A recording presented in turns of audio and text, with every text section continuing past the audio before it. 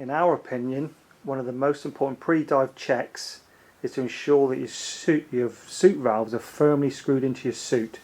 With new suits, this should be done every 12 dives. With older suits, at the beginning of every season, just to make sure the valves are tightly screwed into the neoprene. Now, as you can see there, Jeff's looking at the inlet valve, the apex inlet valve, which is a swivel valve. And if you find the locking position, which varies on lots of suits, but we try and put it 12 o'clock or close to, which there it is.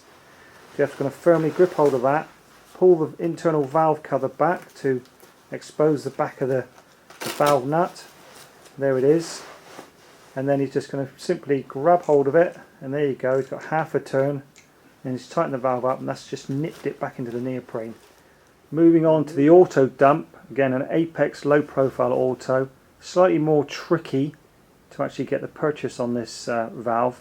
What you've got to do here is depress the auto dump in place before you attempt to tighten the valve up on the internal valve nut, and Jeff is just going to show that for us, and if we listen out carefully we'll hear the valve depressing as he pushes it into place.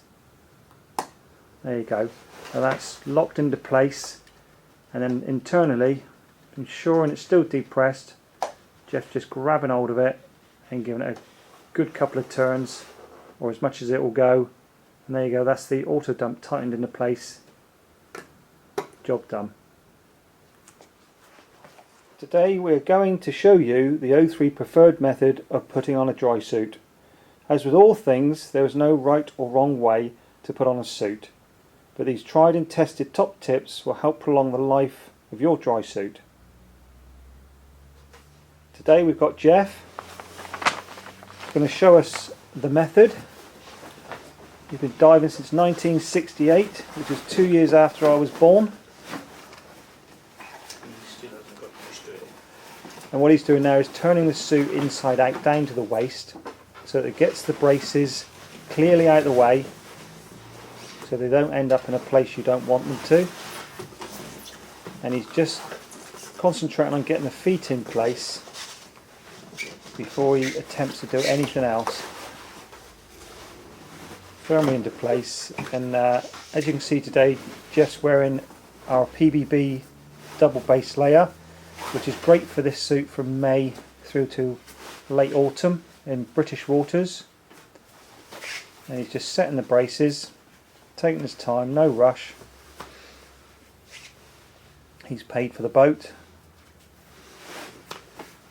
All in place. Brilliant. Up into the crutch. And what Jeff's going to do now is find our lubricant, which is a bottle he's prepared earlier, and he's going to liberally lubricate the internal neoprene of the wrist sills. Now don't forget, you know, these sills are designed to grip and stick and keep the water out.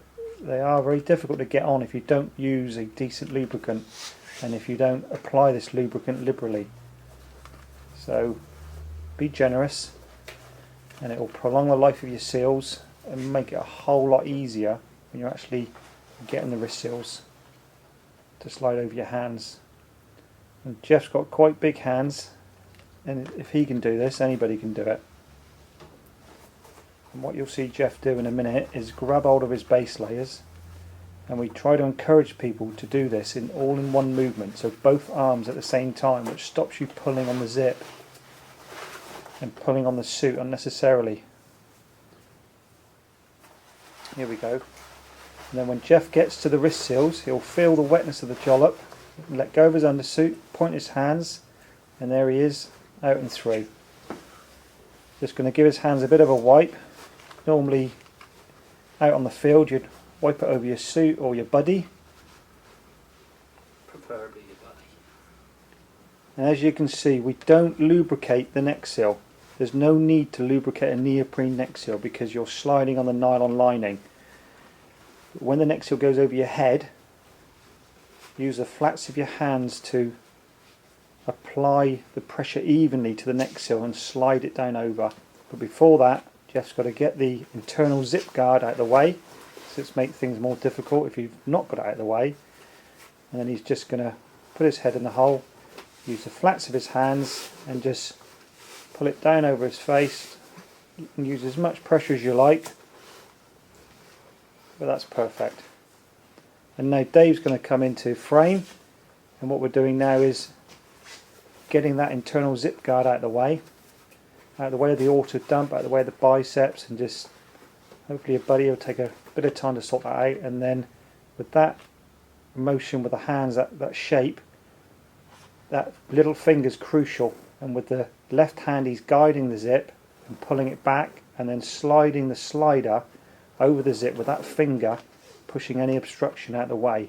And if you're going to catch anything, it's going to be your finger. Those zips are expensive. And Jeff is just going back to the neck seal.